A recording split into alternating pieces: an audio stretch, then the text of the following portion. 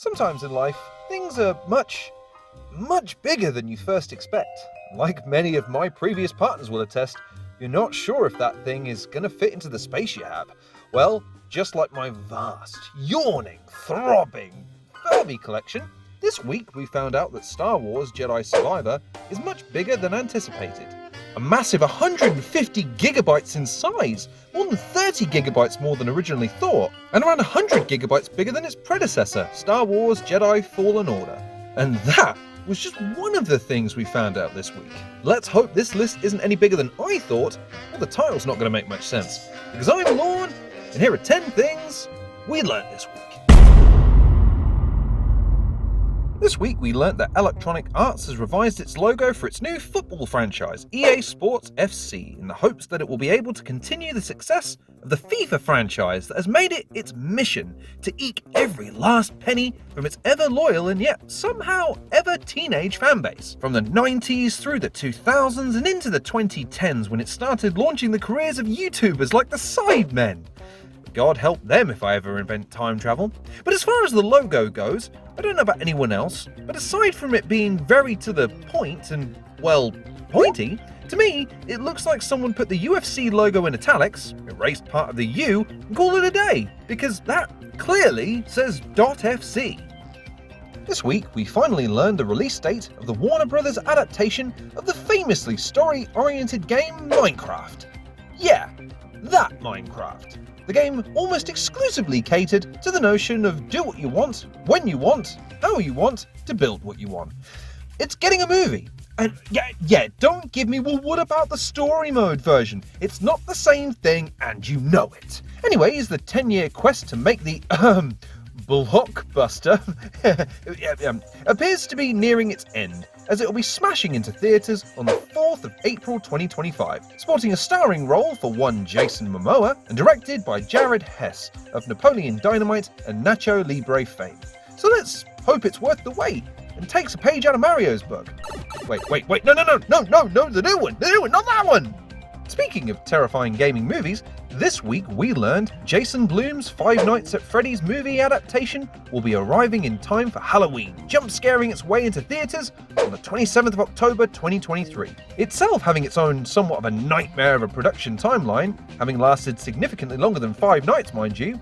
8 years to be precise, going through 3 production companies, 2 directors, and even a whole working screenplay after creator Scott Cawthon decided to scrap it and start again. Showing the perseverance of a Freddy's Funhouse security guard, the movie will finally see the light of day this fall, and I for one can't wait.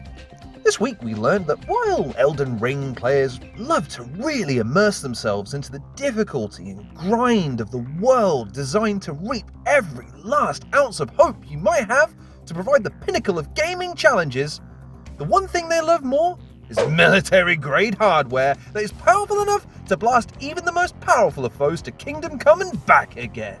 Broken doesn't even begin to describe Elden Ring Broken AF Edition, the latest add-on by Garden of Eyes, which empowers players with vehicles equipped with a couple of world-destroying weapons, such as bomb strikes, machine guns, nukes, and of course, heat-seeking missiles, oh so accurate for the time.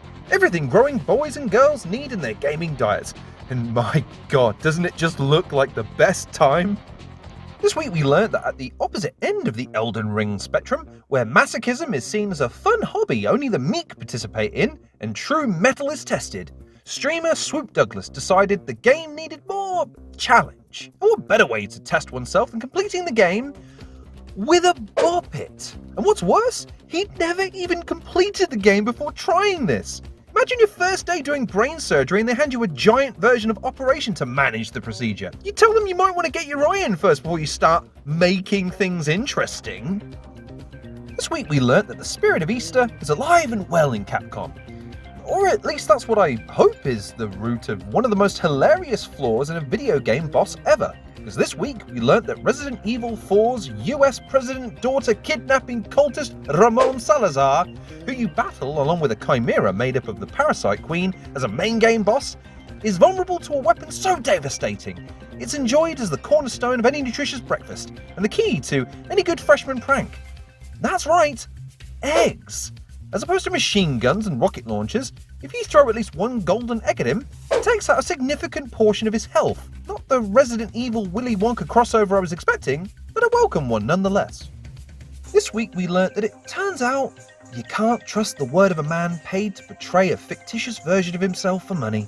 And just when I was learning to trust again. Because this week we learnt to the dismay of many fans of both the man in the series, WWE legend Stone Cold Steve Austin, is not a fan of The Legend of Zelda Breath of the Wild, despite a convincing admission of his fandom during a recent interview with actual fan of the series and current WWE star Cody Rhodes. I mean, first Roman beats him and then this.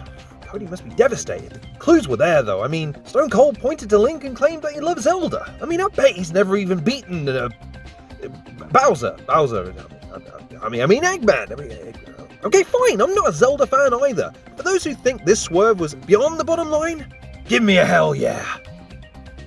And if the news of one legendary wrestler turning his back on a gaming franchise has you down, well, fear not.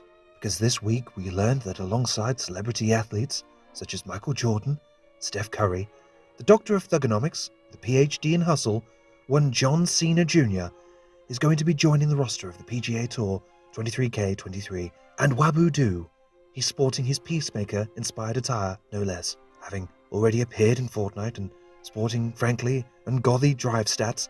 It's going to be amazing to witness his in-game feats, but to be honest, I've been checking the press release photos and, well, I can't seem to see him anywhere. Good for Pa. This week, we learnt that characters in games can annoy even the actors who play them. Because this week, we learnt that Sonny Sulich, who plays Atreus in the widely lauded God of War games, cannot stand his own voice in the game. Quote, I'm trying to do the puzzles and I hear myself giving myself the hints and I get so sick of hearing my voice sometimes. Echoing the sentiments of some of the fan base, but even the most ardent of critics of the lad will struggle to convince me he's worse than Navi. Hey, enough with the advice already. I know what I'm doing, you glowy, bluey, fairy thingy thing.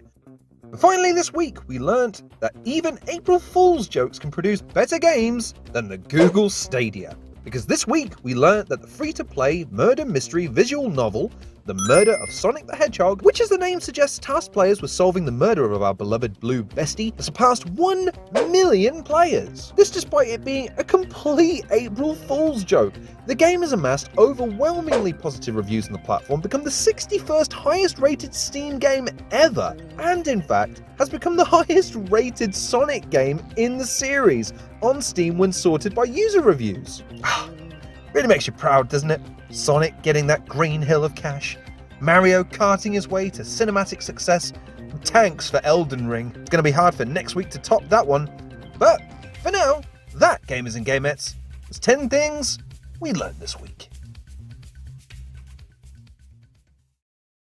Hey, thanks for watching me break down the news. It feels amazing to be back. And if you like what you saw there, then you should know there's a full playlist full of my past episodes. So I recommend wasting the whole day watching those. Now here's the question I have for you. Which video game adaptation movie are you most excited about seeing? I've got to be honest, that Five Nights at Freddy's movie looks great, but let me know what your picks are in the comments below. In other news, we'll be back next week with a review of Not For Broadcast Live and Spooky, plus an exciting update about the Defunct Games website. If that sounds good to you, then I strongly recommend you click that subscribe button and support what we're doing here. Until then,